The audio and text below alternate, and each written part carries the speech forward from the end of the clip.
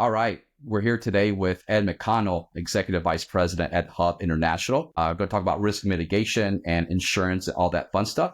But before we jump into that, Ed, welcome. Welcome to the podcast. Thanks for having me, Tommy. Appreciate the time. All right, man. Let's have some fun. So let's dive into who you are, man. Why you do what you do? You don't go to school to sell insurance, but how'd you get yourself in the insurance business? I fell into it like so many people do. About 20 years ago, it's kind of a fun story. I was actually working in retail and ran into somebody and became quite close to them over, 6 months of time or so. At the end of that, I didn't realize that they were interviewing me without me knowing it and offered me a job to come over and work for a company called United Healthcare. So just a, tiny little insurance company. And so anyway, he ended up running all of Wisconsin for United, asked me to come over there. I turned him down, went home and told my wife about it. She said, you better turn around and get back in there because this retail thing isn't really jiving too well with our schedule. So I took the job and seems like forever ago, but I've been doing this in some way, shape or form ever since. Yeah, that's crazy. It's interesting how we all get into these jobs. It's like, I have young people say, how do you get into your position? How do you do what you do? I'm like, it's an intersection of, hard work and opportunity, and you just kind of take it and you run with it. Right. So fun stuff. So yeah, I think of you, man, as, is it Ben Stiller in the movie, Along Came Polly, right? You have this massive computer. I think that you look at and say, all right, that guy's insurable. That guy's not insurable based on all the craziness, because in our kind of, prep talk, you guys do a lot of stuff, right? So give me a high level of Hub and how you guys look at the world of risk. Yeah. Hub International, we are the largest privately held brokerage firm in the world. And so our core business is brokerage, which is, essentially marrying carriers and solutions to clients. I started with Hub in 2016. We're, I think, 8, 9, 10 times larger than we were when I joined. And so it's been sort of a rocket ship, formed in 99 and fast forward to today. Private equity owned, primarily with Hellman and Freeman and Leonard Green Partners, but it gives us a unique perspective into equity, into family office, and into sort of all aspects of insurance as we've continued to grow. And so if you look at our business, we're probably about half allocated to commercial insurance. So we're the largest work broker in the world. We're the largest private client broker in the world. So think high net worth, think family office. That's about a third of our business. And of the other parts, obviously I sit under the employee benefits umbrella. We're top 10 in that space. And we've invested quite heavily into what we call our specialty programs group, which is a whole host of other complementary businesses that have continued to sort of fuel our growth and then also support our clients in unique ways as well. No, it's interesting that there's all these different facets to insurance and your growth at Hub. Is that mostly from acquisition, organic? What's the nature of that growth? Yeah, I mean, we have to grow through acquisition to hit our growth trajectory and targets. So we are a serial aggregator. So I think we made 80 strategic partnerships last year, with M&A across, various different types of brokerage firms and products and programs and companies.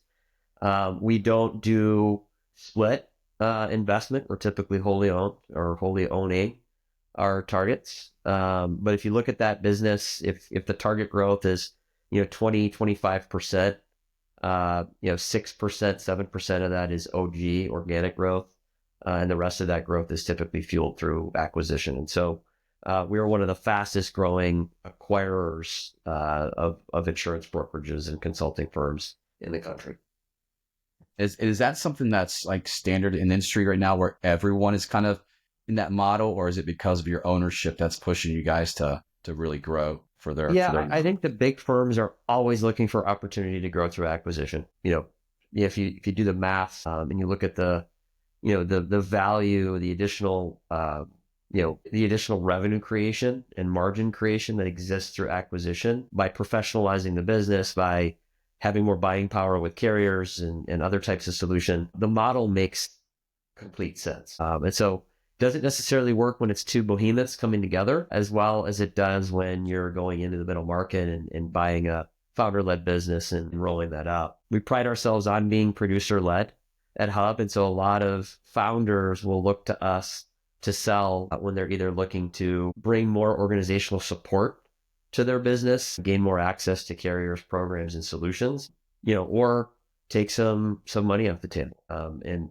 not necessarily work for where all their assets live. And so you mentioned carriers, right? So in serving the clients I do in the family office space, right, they have houses and properties everywhere. And you're starting to see some states where carriers are just leaving altogether. If it's just maybe from risk profile or the state legislation is not making it easy, like give us an idea of like what's happening in the industry, kind of the past like 3 to 5 years, kind of where we're at today.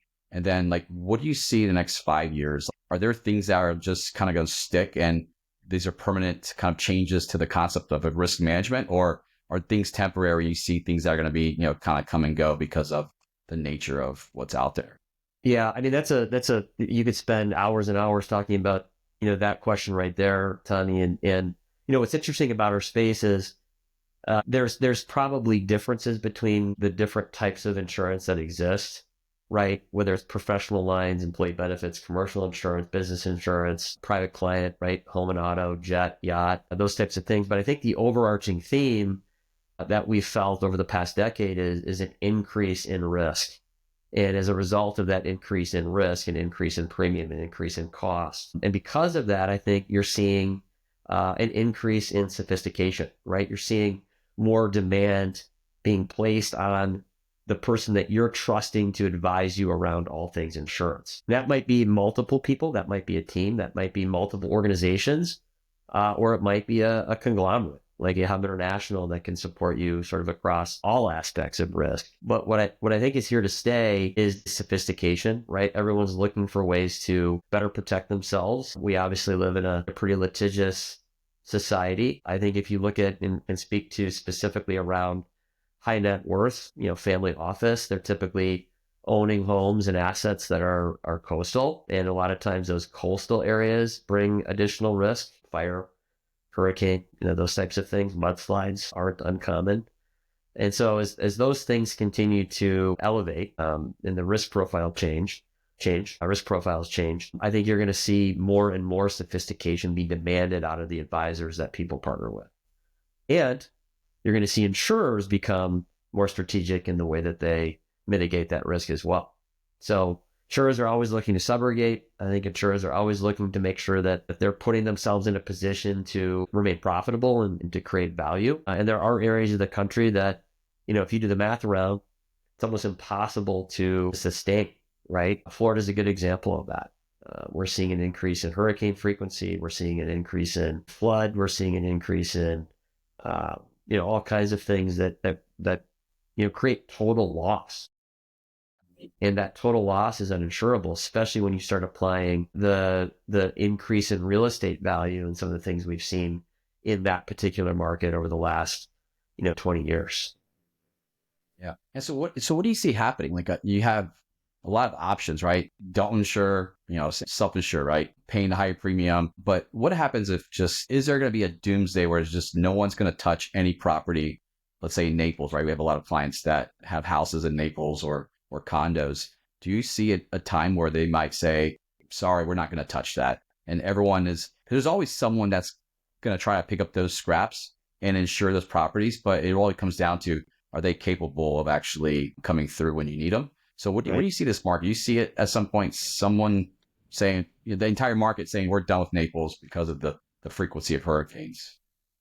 I mean, it's hard to say. To date, there's been, insurers willing to, sort of backstop that loss. I think you're probably consider staying away from a regional player, right? With someone with all of their assets and premium coming from one area, because it's typically how losses occur, especially under a hurricane or something that's cat.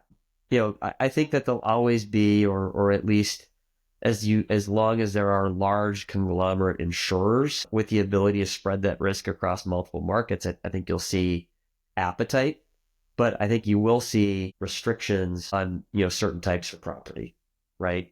So for instance, you can't get an insurance policy on a new build in Naples that isn't, Cat 5 classified, cinder block, cement-based building materials. If you tried to go in and get a coastal home covered that would blow down in a hurricane, you're probably not going to get anybody to underwrite that risk. What you are seeing, especially in places like California, where you've got earthquake, flood, fire, mudslide, everything but hurricane, you are seeing carriers pull out of that market.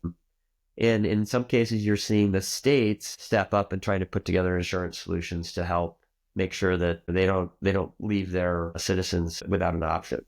So California obviously built their own program. Many insurers have pulled out of that market.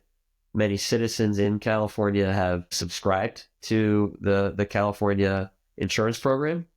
But, I'll use the Palisades as a good example, right? Many folks were covered under that program, but either didn't or couldn't get higher limits. And, those policies capped at well under replacement value for many of those houses. So I think a lot of it becomes an education game. I think there is insurance, but the devil's in the details when it comes to insurance. You have to know your exclusions. You have to know what options exist, and you have to partner with somebody sophisticated enough to understand, sort of not only the client's risk tolerance, but also what markets exist and how to potentially better mitigate that risk as it occurs. Agreed. And so how do you look at then at risk? When I service like family offices, they look at insurance like, okay, it's just a cost. Some look at just the premium, say that's too expensive, right? What's the best way of, to your point about all these insurers and looking at detail, right? What's the best way of looking at just this whole idea of risk from a personal perspective, a business perspective, operating, just your overall family, I would say enterprise, because most of the families that we deal with on the family office space, we look at them as an enterprise. They have an operating business, investments, real estate, personal residence, fleet of cars. You have a lot of different things. You have aviation as another big one, right? That's in there. So when we look at this and are looking at the enterprise of a family, like how should we be just kind of top down approach looking at that risk? Yeah, I mean, I think we're seeing more, especially in the ultra high net worth family offices, a much higher degree of focus on insurance, a much more sophisticated buyer than we've seen in the past, right? I have family offices, looking, across not only the businesses they own, but the property that they own, putting in very sophisticated layered insurance programs that spread that risk throughout the entire portfolio and ensuring each level of that portfolio at a level that protects the owner and the business and the family, right? That is a incredibly unique skill set. You're going to have a whole team engaged when you start looking at a holistic approach to insurance. And we're seeing more of that start to occur, right? So bringing in professionalized teams typically starts with CFO, risk manager. That is oftentimes, instead of sitting at the portfolio company level, sitting at the family office level now. And they're partnering with firms that can really bring in subject matter experts across every aspect of that insurance. And if you think about an ultra high net worth family's insurance portfolio, it, to your point, Tommy, is multiple houses, cars, jets, yachts, travel accidents. They're all over the country. They're all over the world. And then their businesses have unique needs as well. And the cost of this stuff is just going up and up, right? And so when we think about layering insurance in, we typically start with the business and commercial. So we'll look at what the risk profile is, what the appetite is. That's typically where there's a more sophisticated buyer already. And then we're bringing that portfolio level approach back up into the family office to make sure that they're protected. So we're looking at professional liability, we're looking at workers' compensation, we're looking at virtually all aspects of cyber, and all those things impact the individual as well as the business, right? Because anything that impacts a portfolio company typically is going to flow up. And if we don't have the right protection mechanisms built in, we're going to get pierced. And if we get pierced and we start having members of the family office getting sued and having exposure, then we haven't structured the insurance program correctly to protect the asset. We're also seeing, because of that same sophistication, a huge interest in actually using insurance as an asset. So building single parent captives. Not only does that create tax opportunity, but it allows family offices to have a much more sophisticated approach to insurance. They can collateralize, they can pull dividend, they can choose to a degree where their investments go. And there are a whole host of companies that will partner in and under that type of arrangement to make sure that, all of the facets of the insurance risk and profile are built into an actual insurance company that family office can own as an asset. And we're seeing more and more of that happen as well. Is that like what's is there a dollar threshold or is there a sophistication level that you start looking at this type of captive insurance type of options, or is it depends on the portfolio and how everything kind of rolls up? What's the is there if I was talking to someone and someone said, hey, I'm interested in that, I could say based on what you're telling me, no, or yeah, you should do it because you have, one, two, three. Like what are the three things you should be kind of thinking about the captive component based on your overall portfolio? Yeah, I think what's nice about captives, Tommy, is they've continued to come down market. So you go 10 years, you go back 10 years, captives were typically foreign, right? They were typically out of Bermuda or Canada or somewhere else, right? They couldn't be on US soil. And because of that, I think people were a little bit more hesitant to build out that type of arrangement, right? Dealing with the Bahamas or Bermuda or anything like that or the Caymans is a lot different than dealing with, something that you feel a little bit more comfortable with. Typically US based businesses are doing business with other US based companies, right? So as that has continued to become more domestic, you're seeing domestic captives become more popular for the first time ever than foreign captives.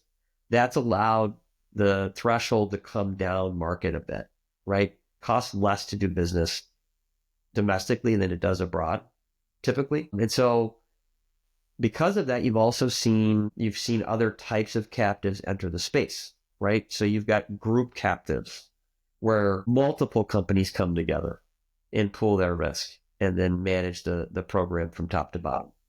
And so the barrier to entry to form a captive and to operate a captive is a lot lower than it used to be. I'd say $1 million in total premium spend is a good barometer, that I've seen companies with half that successfully create captives. It might not be a captive across all lines of coverage, but there are group captives that exist for just workers' compensation, just professional liability, just employment practices liability. Property gets a little bit more difficult. You typically want a little bit more premium before you start, doing that type of work, just because you need to spread that risk.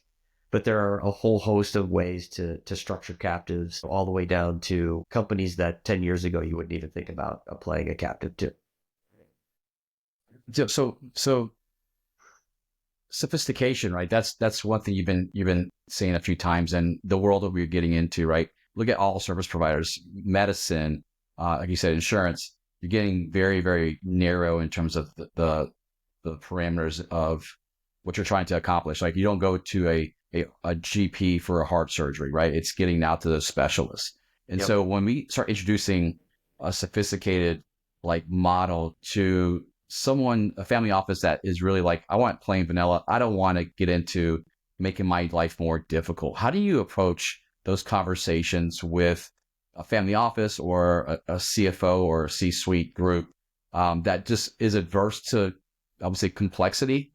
How do you touch that? How do you approach that? Because what I've done in my practice is really kind of start small. Like to your point, if you have $1 million, let's say premiums, it might make sense to try to offset a portion of that, not just do all of it at one time. How do you Yeah. approach that conversation with some customers? Yeah. So we're typically now seeing so a lot of times you get into family offices and they have a bottom up strategy, right? They have a holding or two, multiple businesses, some more sophisticated than others, each have their own coverage lines, whether it be a business owner's policy on the small end to a more sophisticated portfolio on the larger end. And oftentimes they're sort of leaving those assets to themselves, right? They've got a CFO at the portfolio company. Maybe they have a fractional CFO that they'll hire across the portfolio. But 9 times out of 10, and I would say certainly up until the last 5 years, you saw a very segregated bottom up approach to insurance, right? Policies added on as they come through, different X dates, different coverage limits, exclusions that weren't really speaking or jiving to one another. And you end up having this sort of spaghetti mess of insurance policies sitting ever renewing perpetually with multiple carriers without any sort of economy of scale being created. And at some point, that spend, that sophistication level, and maybe that's another topic here. When you say, I don't want to deal with it, I don't want something else, something vanilla, I would argue when you got 250 policies renewing every month, somebody is pulling their hair out, right? Dealing, never having an end to the negotiation of the renewal. And you can get wore out. And when you get wore out, you just sign on the dotted line. You're not holding your broker partners accountable. You're not holding your carriers accountable, and you're overpaying for insurance. And so the first thing we typically do is we literally pull every policy, every line of risk together. We put a spreadsheet together around X date, coverage limits, exclusions. We benchmark that. We run a score, something called a score analysis, which tells us, sort of the propensity. It's a Monte Carlo analysis of risk, right? What deductibles should we take, if any? Where are we doing business? What's our risk appetite? And we start to kind of challenge the family office to think about insurance from the top down. So what are we ultimately trying to do? Protect asset. And if we're protecting asset, there's common ownership across multiple lines of business, multiple companies, multiple holdings. It's much better to do that from the top down than it is from the bottom up. And by doing that, not only do you get access to different carriers, right, who have different appetites of premium level, but you also have the ability to start sharing that risk across those assets, right? A house in Florida, along with a house in California on their own, not the best risk.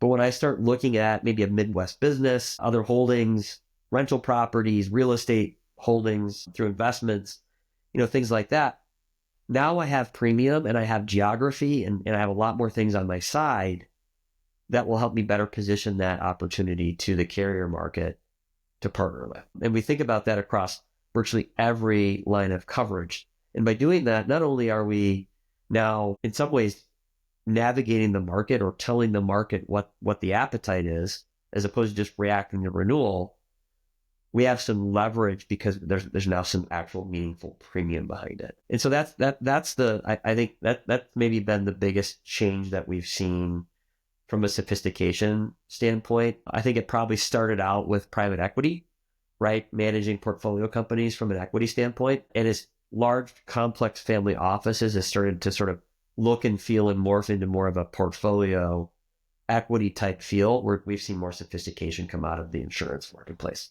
as well. That makes sense. And I wrote down complexity actually is good. It's an asset in this conversation. So I think in the mindset of I work with a lot of G1s in the family office space, and a lot of them come from just basic backgrounds and just started a business and it's just blown up, right? And they look at, well, my world can't be that complicated. But before you know it, 40 years of activity, you're starting to get into a lot of different business lines and properties and items. And so I look at that, to your point, it's really a puzzle, and coming together and saying, how can we take all the pieces that we have, come up with a nice puzzle that, to your point, we can leverage a Midwestern home and offset some of the premiums? Because I look at this from what is the insurance company, how they look at us, right? And how they, ultimately, you guys are trying to make money. You want to stay solvent. You want to make sure that you're not, like a regional player where you put too many eggs in one basket. And so how can we make our story to you, much better to consume, right? And I think complexity is part of that concept. And we go from this, you tell me if this, I think you've hit on the head. We have to really think about the top-down approach. And that's even more important these days when we are having these transitions of family offices from a G1 to a G2 or G2 to a G3, because we have to understand the risk at the highest point, which is the family, and how all the pieces that are stacked upon each other ultimately impact us, right? And so when we look at those conversations with the G1 saying complexity is actually in your favor, and talking to G2 and G3 of introducing them to these concepts of complexity, because we do get a lot of pushback, where they just want to have their money and all their assets in a nice S&P 500 portfolio and mail me a check every quarter. And the challenge is that their life's a little more difficult because there are a lot of operating businesses, a lot of assets that are not liquid, right? And so the conversations you're having, is are they being receptive to these things about complexity? Is it something that's taking a long time? Like I know bringing on, and the other thing too is maybe rambling here is that they have a lot of incumbent CFO and C-suites that have been with them for 30 plus years. And so when it comes to their bench, and nothing against that, right? That's gotten them where they are. The sophistication, to your point, of bringing someone that knows how to look at this from a different lens is important. So how are those conversations of, all right, we need to surround yourself with some smarter people, smarter meaning people have more experience in this space. So that is looking at this now from a value add to your point of some of these captive insurance type products. Yeah, I think again, I think private equity is probably setting the trend when it comes to sophisticated insurance programs, right? How do we lever economy of scale? We still want our portfolio companies to have some autonomy, but we also want to look for margin opportunity so that we're not overpaying for things that we're buying collectively. Family office has that same opportunity. But to your point, especially G1, listen, nobody likes insurance. I get that, right? We come down, we sit down. Very rarely is the founder coming in and having vested interest in their insurance program, right? They don't want to see it. They hate how much they spend on it. They may or may not have a good partner around it. But anything you're not, I think, physically measuring, anything that you're not creating KPIs around, anything that you're not going to RFP around and determining what market capabilities exist, you're likely overspending it. And so one of the first things we typically will do, in a G1 type of environment with an ultra high net worth family is we'll just ask for copies of policies. We'll ask for, historical experience. We'll ask for an asset tree, an ownership tree. And then it's our job to come up with solutions, in that environment, right? And so the founder, even the CFO, doesn't have to be an expert in insurance, but they should be attuned to asking the right questions and understanding sort of what the capabilities of the market are. And that's probably, private equity is probably overly sensitive to that, right? We probably get put through RFP more often than we should from private equity. But I would say the converse is true from family office, right? If a family office hasn't gone through that process and consolidated those offerings and coverages, I promise you there's margin drain directly to the bottom line. And I promise you that there's risk that they don't have the appetite for sitting on their books somewhere. Have you seen that? Like, have you seen an example of like what that just kind of overlooked risk because of people not wanting to really take a deep dive and kind of do an RFP? Yeah. I mean, the biggest ones are lawsuits.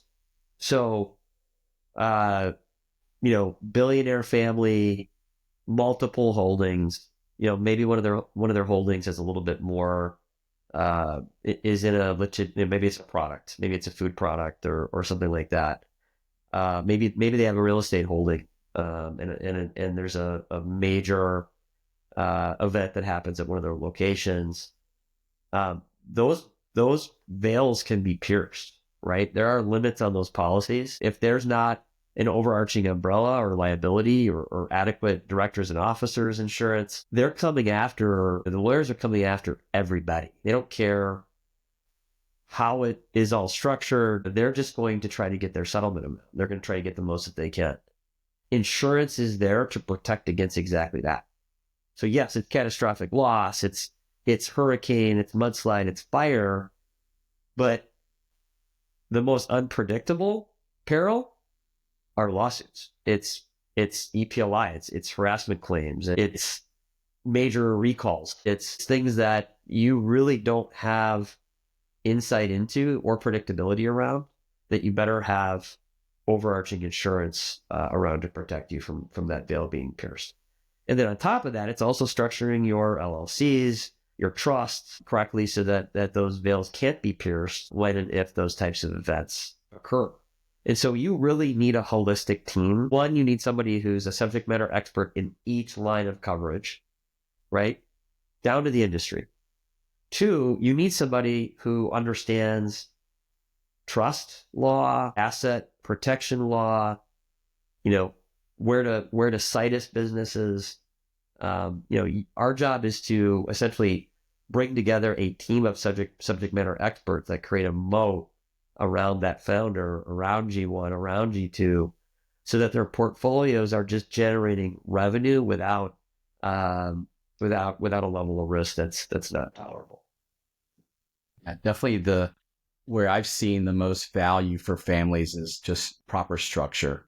I've saved clients on investments, or I made more in just structuring properly in terms of tax savings or some of these margin opportunities versus the CIO who's producing the revenue, right? And so I agree. It's one of those things where if no one's doing it, they should do an exercise and just go through and say, all right, here's a catastrophic event, recall, whatnot at this entity.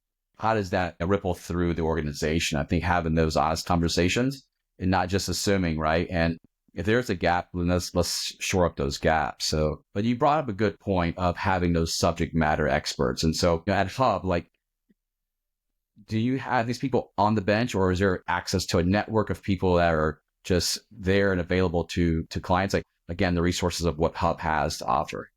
Yeah, I mean, that's one of the advantages of partnering with a larger firm, right? If you look at how insurance was traditionally purchased, especially before Dodd-Frank sort of deregulated and you saw all these mergers and acquisitions start to occur, is you had a guy, and maybe you golfed with him, or maybe you met at church or whatever it was, but you had this sort of generalist firm that would then go to a carrier and they would be beholden to the carrier to determine what the appropriate level of risk, insurance, and cost was, without any sophistication around deductibles, risk transfer opportunity, captives, just a sort of a very low degree of sophistication. And so, again, you typically saw those people, especially the successful ones, become subject matter experts in something. We find that people who have a specialty are 5 to 6 times more successful in our business because they know exactly who to target and what their value prop is. But what you get when you partner with a large conglomerate like a Hub International with 20,000 employees and 500 offices is there is a subject matter expert in virtually everything, and it's then the organization's job to find those subject matter experts and to bring them onto the team, right? So we like to, I'm a relationship person, right? I want to be the person you think about when you have an insurance need. But my background is very heavily employee benefits. I work with the Fortune 500 when it comes to putting together solutions to attract and retain talent through medical, dental, life, vision, disability, life. Now, that's my background. I've morphed into owning a number of these relationships because I have a very good network of subject matter experts that I've built throughout the organization that I know exactly who to go to for what when that need arises. So I had a family office, case in point, come to me a few months ago and say, hey, Ed, I know you guys just repositioned us on this umbrella and you did a really good job there, but I just bought a small sat company and we're launching satellites and I'd really like some insurance for the launch. And I told him right then and there, I have no business giving you any consulting on launching satellites into space. But I know somebody at Hub that does. And so I think because we are so flat, because we are boundaryless as an organization, I have no problem tapping into that subject matter expert, bringing them onto the team and making sure that business is correctly covered. So that's an extreme example. But if you think about the holdings of family office, sometimes they are so different. It might be a box company on one end and a cruise line on the other, right? Those two risk profiles could probably not be any more different. But they all flow up to the same family who's ultimately relying on somebody to protect them from risk that could occur in those businesses. That's definitely fair, and it makes sense, right? It's just every family office is different, and but the team that you guys have obviously is diverse enough to support that. Can you? You made a comment about benefits side, so we haven't touched about that. We've talked more about family office, but a lot of these family offices have operating businesses. So, and we look at just from an operational perspective, how we increase margins and not pass on those costs to customers. So, and then also I think from a retention point, you said it right, retaining or attracting talent based on our benefits. What are you seeing on the benefits side? Because we all keep complaining about benefits keep going up and premiums keep going up, and it actually affects a lot of people, right? It's less money coming from their paycheck. So what's the businesses doing on the side of the benefits? I think you're seeing, again, probably similar to the commercial side, I think you're seeing a higher degree of sophistication come from the employee benefit space for the same reasons, right? They are now the second largest expense behind payroll. They are on the CEO's radar. I would say 10 years ago, the CEO was typically not getting involved in benefits. Certainly CFO, always CHRO. But you're seeing a much higher degree of sophistication. And because of that, you're seeing organizations demand more out of their consultants when it comes to employee benefits program. So it's benchmarking, it's ensuring that you're offering enough but not too much. It's putting in defense strategy. You want people to be utilizing healthcare in a way that aligns their interests with yours as an organization, right? Healthcare is the only thing we buy, not knowing what it costs with someone else's money. And so to the degree where we can actually build infrastructure that educates people around what something costs, steers care to better doctors with better efficiency and better outcomes, we win. And then from there, I think you're seeing sort of a huge movement toward point solutions. So point solutions being cancer carve out, pharmacy carve out. We're seeing a huge push toward value-based pricing, which is sort of a paradigm shift away from fee for service, where you're seeing organizations align their reimbursement strategies more to Medicare and things like that. And so businesses are demanding more. They have to. Trend is 8%. And so the services that you're getting tomorrow, right now, will be 8% more next year, and 8% more the year after that, and 8% more the year after that. And so the only way to reduce that cost is to become more efficient with the way that we purchase and to better manage catastrophic claim and risk as it occurs. And so the good news is, because that demand is there, you're seeing more point solutions, more opportunity to educate people around becoming better consumers, to mitigate risk more effectively, to manage care in a way that gives people information and access to real-time concierge, disease management, care management, and clinical. But sitting back and sort of just waiting for that renewal to come out, I think, unless you're a very tiny organization without any real ability to impact claim, all of the larger companies are now looking for ways to reduce cost and provide as much as they can, but at the.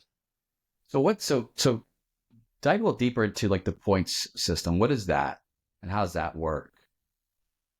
So point solutions, if you think about diabetes, if you think about cancer, if you think about musculoskeletal, if you think about neurological, all of those are very heavy categories from a catastrophic claim cost. And on average, 50% of your spend is going to be driven by large loss. So claims over $50,000, $100,000. And so another way to put that is 10% of your population is going to drive 90% of your claims. And so point solutions are built to engage with those catastrophic high utilizers to make sure that the waste that is inherent in our system is minimized, to make sure they're getting the right care at the right time, to make sure that they're getting care performed at a center of excellence, to make sure that they're not just getting, essentially routed around and around and around in circles, that they're getting the care that they need when they need it. And point solutions exist to sort of complement the carrier, right, which is simply just paying claim around those types of instances. So diabetes management is a very good example of that. A non-compliant diabetic is more expensive than a than a regular employee by about 6 times. And so if we can identify people who are pre-diabetic or people who are non-compliant diabetic and make them compliant, or even in some cases prevent them from going full diabetic, we can save hundreds of thousands of dollars in advance of that claim occurring. Cancers, yeah. So now you get into like HIPAA, right? How does the employer have any visibility into that, right? And then we get into this whole idea of like conflict of discrimination. Like how that's a very interesting dynamic, right? And it makes perfect sense conceptually of let's get people to think about how they live and let's get ahead of some of these diseases before they kind of get too far down the road. But how does a company like navigate that fine line? Yeah, I mean, they're outsourcing it typically, right? So it's not HR picking up the phone and saying, "Hey, Sue, I noticed you had a cancer claim. I'd really like you to go get a second opinion." It's a company that may be backed by, maybe a Quantum Health or a full clinically integrated disease management organization, identifying opportunity through claim, using machine learning, AI, and a whole host of other ways to identify people who are at higher risk for claim and engaging with them through their medical journey. And so it's probably less about the organization engaging directly with their employee, but more about the organization investing into a point solution that is going to engage with that employee. And so from a HIPAA perspective, they'll typically get utilization data, they'll get instance data, they'll get ROI, but it will typically not, list out the name, the condition, and the savings amount. So talk about AI because obviously that's in the news and that's something that if we think about if it works out 10 years from now, the efficiencies in the system should obviously hopefully turn into better premiums for everyone around. Tell us about like what you guys do in the AI space. Yeah, I think AI is it's becoming a broad term. There's AI in underwriting, there's AI in policy review and management, there's AI in contractual review and obligation. AI is adept to consuming huge amounts of information and then disseminating that information in a very pointed way down on a variety of topics, right? We're personally using it for claim review. We're using it for policy review. We're using it for first, blush reviews of contracts, things like that. The carriers are using it as a first point of service. And so providing real-time feedback that is customized down to the individual level when someone, goes into chat with United Healthcare or Aetna or Cigna or any of the carriers or any of the point solutions, things like that. So I think AI is going to be an incredibly powerful tool when it comes to the manpower that was traditionally going into behind the scenes contract review and policy review and things like that. I think it is going to revolutionize the employee experience. I think for the first time, we probably have enough horsepower behind computing to actually deliver point solutions down to the individual level exactly when they need them. And so as it continues to learn and become more intelligent, if we start adding additional inputs in demographic data, questions, interactions with claim information, AI should be able to create a very customized outbound approach to benefits that meet people where they are with the benefits they need and the education around what exists. The biggest challenge we have in employee benefits is not the coverage and the solutions. They all exist. It's getting them into the employee's hands exactly when they need them. And I think AI will help do that. Yeah, it's a family I used to work with. It feels like 10 years now. We invest in a lot of just machine learning, and it's as simple as working with like with a center of excellence institution and just dumping in all of the charge codes of clients in a certain disease state. You can see if they're going to progress to disease state X, Y, or Z based on the charge codes that are in their documents. And so it's definitely getting there where people are going to have more power in their hands. If whoever can crack that code to get people to be compliant, right? That's always the the piece to this is that you can give people all this information, but if they're not going to make changes to Right. hopefully, change the way they're living, Yeah. it's very, very challenging. But Ed, what else are you doing these days besides, hub and, schlepping yourself back and forth to offices and whatnot? What other things are you, kind of playing around with these days?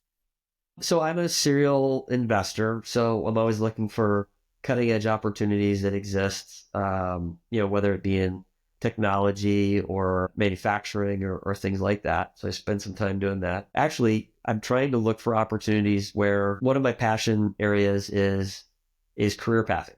So, helping people identify opportunity to improve their lives through their professional career. So actually before this call, I was just on a call with a company called Career Highways. Career Highways is using AI and some other proprietary methods to identify candidates and then upskill them to give them the best career path possible for them. So you might go in there, fill out their profile, pull in your demographic data. Maybe it's the Myers-Briggs or Gallup or something like that. And it will then sort of tell you, here are some potential job opportunities for you. And here's what your career path could potentially look like through this industry as you age into your career. So that's super interesting to me. I think that will, it's almost like recruitment process outsourcing, right? Mhm. Companies are always looking for ways to engage with their transitional talent, people who aren't that sort of shiny new penny first year on the job, but maybe not the 10-year founder or the 15-year founder, right? They're that maybe that forgotten middle that exists. And so one of my passion areas is figuring out how to better engage with that, 2 to 5 year employee as they are looking for a place to settle in within the organization, to career paths through. And Career Highways was a really good example of a point solution that exists in that space. So doing some work there. I've been doing a lot of work with a company called Garner Health. Garner, to your point, provides incentives for people to become better consumers. So, we're for the first time armed with more data and through AI and claims information, the Healthcare Transparency Act, essentially required more clinical reporting data than ever before. So we're sort of getting into that now. It's like 4 trillion pieces of claim data that exist out there down to the individual level. We can use pharmacy data. Anyway, by doing that, we can help people procure care, get care, and become educated in care down to the individual level real time. So think of it as an app, sort of a concierge medicine based app where I can go in based on my condition and determine sort of where to go, what questions to ask, how to find a center of excellence, and how to, essentially save me money. And in turn, the employer is giving a reduced deductible for engaging into the platform. So Garner Health is sort of a unique point solution that exists in the space. So I've been doing some work with captives are a passion area for me. So have continued to, invest in and learn about single parent captives, group captives, and how they apply to virtually every aspect of insurance. And then Okay. lastly, family office trust stuff, trying to be educated enough where I can, at least point people in the right direction when it comes to revocable trusts, foundations, slats, all those types of things. Yeah. Good stuff. So you said a lot just now. There's a bunch of things going off in my head. So what got you into that career path? Like, what is that? That's a very interesting. What caused you to kind of dive into that? That's the first thing you said. You spent some Yeah. time on that. What's generating that? Why is that a passion of yours?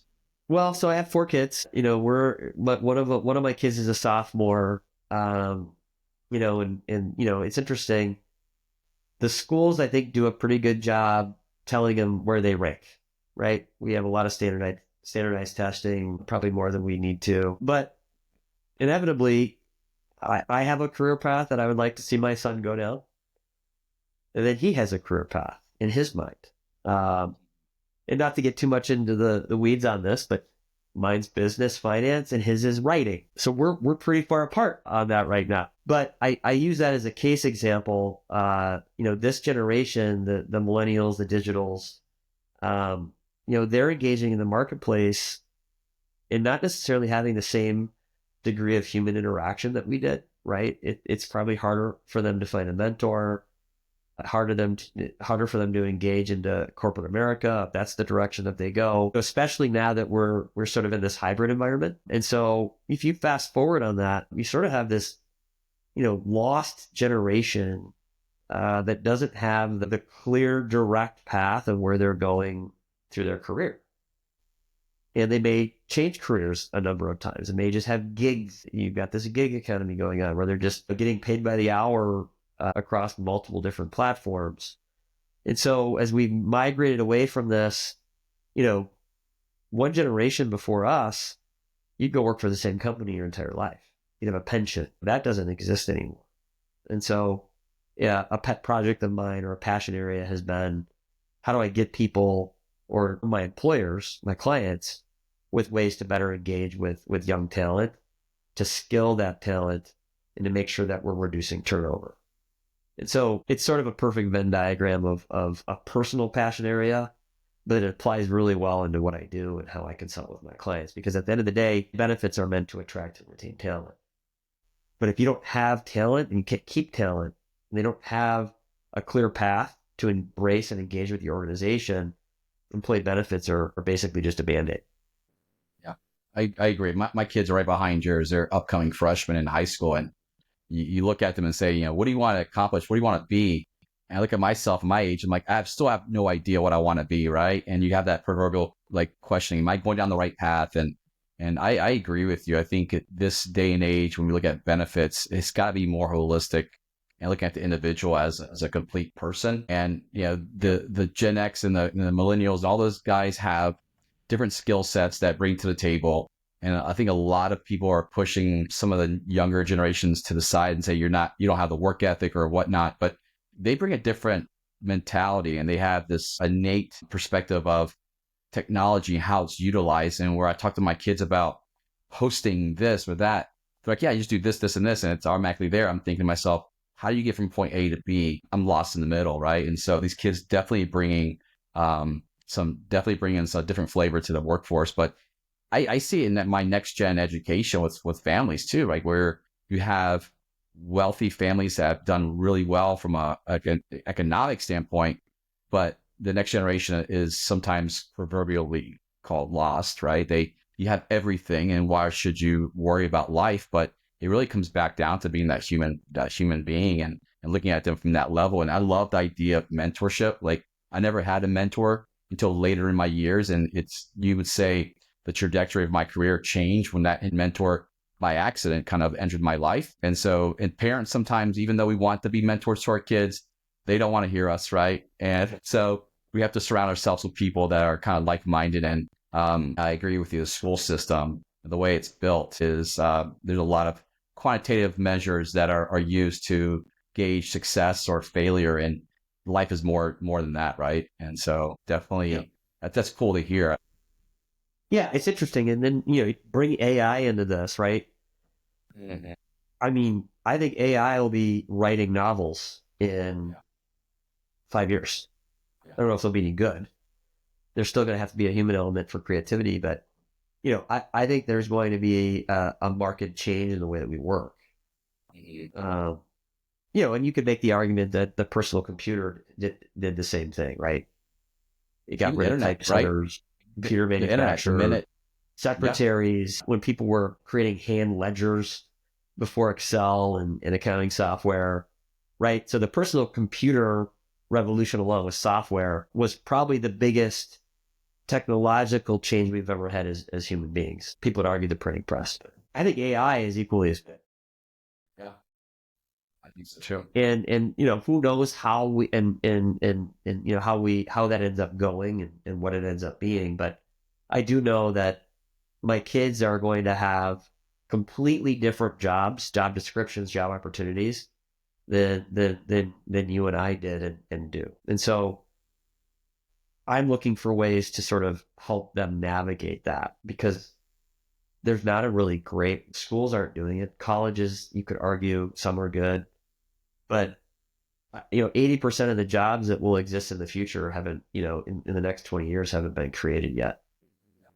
Exactly. I agree. And it's because the other thing too is these kids have their passions and they've seen their friends who have a different passion. And it's as simple as one's going to an Ivy League school while the other one's going to a regional community college. It's like, it doesn't matter. Like if you're chasing your passion and you're going to have fun in life and you're going to figure things out. But, kids are definitely, it's a touchy subject, right? As we have kids and are seeing them grow up and it's like, oh my gosh, your child in 2 years is, out of the house, right? And it's like, okay, where are they going and what are they doing? And so, yeah, as parents, we just want them to be successful at whatever venture, but also educate them. Like, yeah, writing in the traditional sense that you and I have grown up, writing is a different path than business and finance. And, Yeah. depending on what you want in life, materialistically, let's say, it provides different things there. So, but what else is that?